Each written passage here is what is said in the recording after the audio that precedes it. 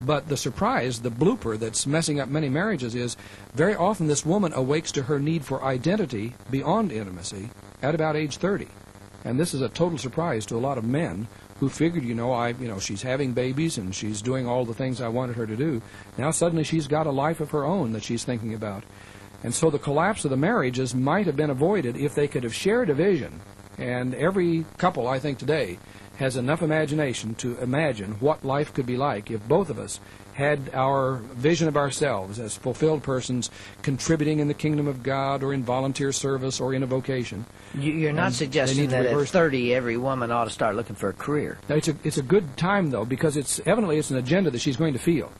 And Wendy Ann Stewart thinks it's because she has a sense that my childbearing years are coming to an end. And of what use am I by the time my children are out of the nest and gone? This wasn't hitting women until 50, about 30 years ago. That's now been rolled back to about age 30, that these women are now contemplating that if I'm ever going to be the person that I want to be, I better get some more schooling, I better get some experience, I better start looking at all of that. So the collapse of many of our young marriages is evidently related to this earlier awareness of myself as a distinct person. So you're saying there is a typical identity crisis for women during their 30s. That's coming about 10 years later than the identity definition that the male typically has. What should a man do for a woman at that time? Oh, I think listen, help her dream, help to scheme together. How can you be the person you are wanting to become? 100 years ago, she wasn't going to live beyond 35 anyway, and neither was the man. But now that we've got longer lifetimes, it's important that we get quality carrying on through here. And a man who loves Jesus and loves his wife is going to have to be attentive to how he can help her live out her destiny as a woman. I don't know that we have necessarily planned this according to what you're saying, but it has worked out that way. Mm-hmm. Where when Shirley and I first got married, her primary goal was to be a mother and to be a wife and to be a homemaker. And I never forced that on her. That's what she wanted. She taught school for 7 years while I got through school. But her objective was to invest herself totally in that homemaking role. And still does, really. Sure. And yet she and Gloria Gaither have written this book, Let's Make a Memory. And invitations are coming to speak and to attend this conference and that. And Shirley still does not have ambitions for a separate identity or separate ministry, but she is expanding her world, and it is interesting to see how all that's taking place. And I love it because I'm really enjoying watching her borders and her horizons just push out in all directions. Well, your marriage and our marriage is enjoying the luxury of, I think, what John MacArthur calls co-regency, this marvelous mutual respect, which he says was in the creation. And I think we all ought to say it's also in the redemption picture of what a husband and wife ought to be like in their relationship, where there's no vying for power or control, but there's an eagerness in order to facilitate the other so that together you are respecting each other and fulfilling each other. Robbie and I leapfrogged each other through all of our degree programs.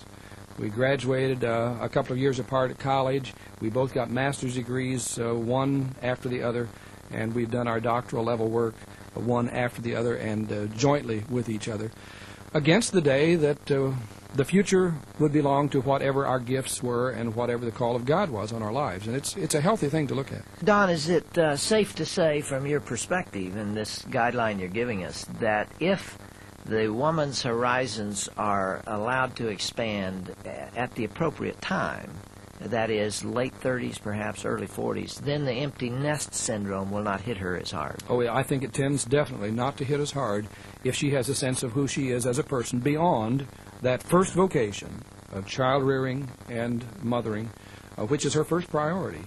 But she's going to live a long time if she's in good health. And I think the empty nest syndrome is not going to hit her nearly so hard if she's giving her life somewhere else. And a man should not be threatened by that. Well, I hope not. Now, many men are threatened by that, but they won't be so threatened if they start thinking about it when they're 17 or 20 or 23, and if they conspire from the beginning that each of us is going to be the best person, the best equipped person, for the sake of Jesus Christ in the world that we can possibly be, and we'll bend our budgets to it, we'll bend our vocation, our priorities, we'll make our vocational decisions based on how we can both be equipped to serve Jesus Christ. My only concern with what you've said is the woman who is 30 right now. That's the age you gave. Sure. Who may have children anywhere from 2 to 10 years of age, or maybe 12 at the oldest by that time, who suddenly is thinking thoughts of big glamorous career and something that's going to absorb her when the job is not done at home. And, some people can span both those responsibilities and some people can't. My concern is there are a lot of latchkey kids who are left at home who are not having their needs met because of that. What's going to happen to her at 30 is not that she's going to suddenly become professional level in some vocation. But what's going to happen, very likely, is that she's beginning to be restless, and she may resent being a woman, feel that her options are all closed off.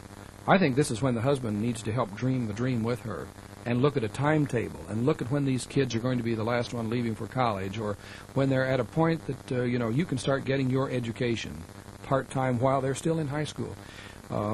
Those are all appropriate kinds of things, and I think every good person is going to be able to live within a vision that has a time frame on it.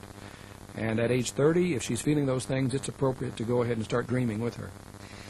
I wonder how many men are listening right now and who feel more like Dr. Henry Higgins. Remember the song in My Fair Lady where he says, "Why can't a woman be more like a man?"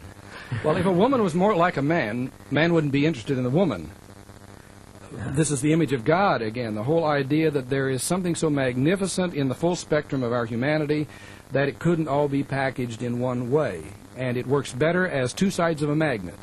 So Genesis 2 ends with this idea that the man cannot keep himself away from the woman once they're separated out from the Adam, which is both male and female. The magnet is pulling back. So in a marriage, there are a lot of these moments in which the world doesn't look the same, and you wonder where in the world she's coming from, and she wonders where in the world he is coming from. The fact is they need both of those perspectives. So if it drifts into an adversary relationship, it can destroy a marriage, but it's appropriate simply to ask, would I want her to be like me, to see the world the way I do?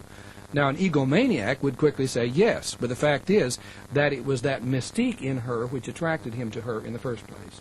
Personality difference maybe is a part of it, but the male-female difference, these intrinsic differences, is the vast majority of that difference, and that's the magic that's drawn them together. So if the image of God is represented on this planet in male and female, in mutual magnets which are attracted to each other, then it means that wherever we exist, we must live in absolute mutual respect and dependency of males on females and females on males. And any kind of movement, whether it is feminism or the gay rights movement, any kind of a movement which suggests that either half is all there is, or all that is important, is a form of blasphemy.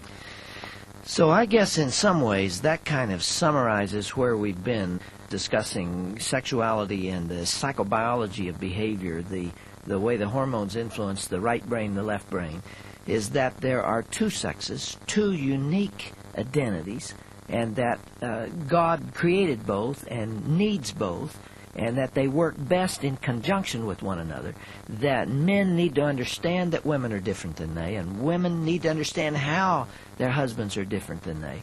And they both need to understand their boys and their girls and how they differ, and live with those differences and accept those deficiencies and strengths, respecting one another, and as you've used the term several times, work as a magnet with the positive and the negative poles, the north and the south, pulling together rather than competitively and hostile to one another, and maybe even helping us understand ourselves as male or female better. Would that kind of summarize where we've been? Magnificent, and it's right back to Genesis 2. For this cause shall a man leave father and mother, shall cleave to his wife, the two shall become one flesh, naked and unashamed. One person. The ultimate intimacy is going to be in heaven. It will be intimacy without genital contact, but it will be the knowing of one another, just as the Old Testament represented marriage. I think marriage on this planet, in this life, is preparation for the marriage of the whole race in heaven. And that's why the convention is set aside, because this was our schoolroom here to teach us how to fully enter into the life of one another in the next life.